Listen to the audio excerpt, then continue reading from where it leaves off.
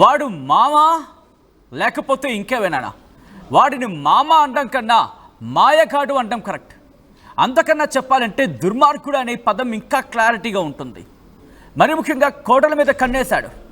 అంతటితో ఆగలేదు, తనపై అఘాయిత్యానికి పాల్పడ్డాడు.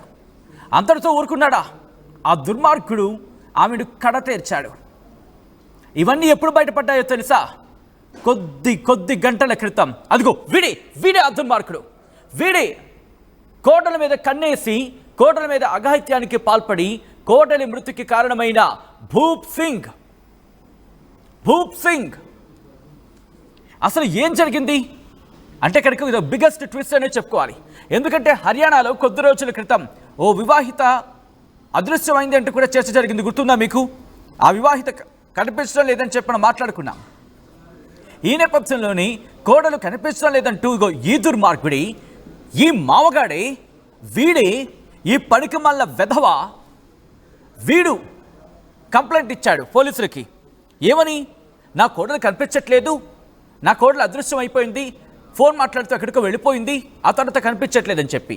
ఏప్రిల్ 21 నుంచి కనిపించట్లేదు ఇతను అనే మహిళ. ఆ తర్వాత దీనికి సంబంధించి అసలు ఏం జరిగిందని చెప్పి పోలీసులు ఇన్వెస్టిగేషన్ స్టార్ట్ చేస్తే అక్కడ స్థానికులతో మాట్లాడిన క్రమంలో స్థానికులు ఒక అంశాన్ని చెప్పుకొచ్చారు. స్థానికులకు ఒక అనుమానం కలిగింది. ఎందుకని, ఏమని? అక్కడ గొయ్యి తవ్వించాడు. ఆ గొయ్యిలో మట్టి ఇటుక పేస్ట్ చేశాడు. అక్కడ స్థానికులు అడిగితే అదేం లేదండి, సెప్టిక్ ట్యాంక్ కోసమో లేకపోతే మురుగునీటి కోసమో అది ఏర్పాటు చేసిన ట్యాంక్ అంటూ చెప్పుకుంటే అదిగో అదే ఆ గొయ్యే అదిగో మీరు చూస్తున్నారు కదా, ఆ గొయ్యి మీరు చూస్తున్నారు కదా, ఆ గోతులోని అది సెప్టిక్ ట్యాంక్ కోసం తవ్వించిన గొయ్యి అంటూ కూడా అక్కడ వరకు నవ్వబలికించాడు. వాళ్ళకి ఎందుకో డౌట్ వచ్చి అక్కడ తహసీల్దార్కి ఫోన్ చేశారు.